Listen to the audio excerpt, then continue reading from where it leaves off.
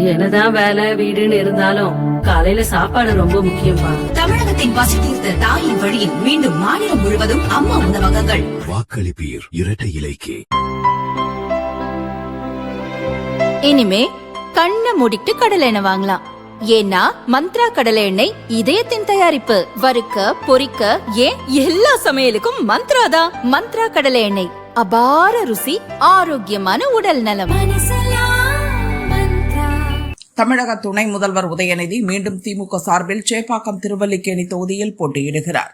இவர் கடந்த 2021 சட்டசபை தேர்தலின் போது தாக்கல் செய்த சொத்து விவரங்களுக்கும் இப்போது தாக்கல் செய்திருக்கும் சொத்து பட்டியலுக்கும் மிகப்பெரிய முரண்பாடு இருப்பதாக சேப்பாக்கம் தொகுதி வாக்காளரான ஆர் குமாரவேல் என்பவர் சென்னை ஹைகோர்ட்டில் மனு தாக்கல் செய்திருந்தார்.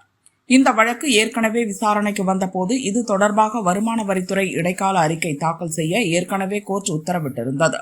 இந்த நிலையில் மீண்டும் மனு தலைமை நீதிபதி எஸ்.ஏ. தர்மாதிகாரி, நீதிபதி ஜி. அருள்முருகன் அடங்கிய அமர்வு முன் வழக்கு விசாரணைக்கு வந்தது. அப்போது வருமான வரித்துறை தரப்பில் கூடுதல் சொலிசிட்டர் ஜெனரல் ARL சுந்தரேசன், வழக்கறிஞர் AP சீனிவாசன் ஆகியோர் ஆஜராகினர். நீதிபதிகள் உத்தரவுப்படி இடைக்கால அறிக்கையை தாக்கல் செய்தனர். உதயநிதியின் வருமான வரி கணக்கு விவரங்கள் மட்டுமே எங்கள் வசம் உள்ளன, கூடுதல் ஆதாரங்களை சேகரிக்க அவகாசம் வழங்க வேண்டும் என்று கேட்டனர். இதை ஏற்றுக்கொண்ட நீதிபதிகள் வருமான வரித்துறைக்கு 4 வாரங்கள் அவகாசம் வழங்கி உத்தரவிட்டனர்.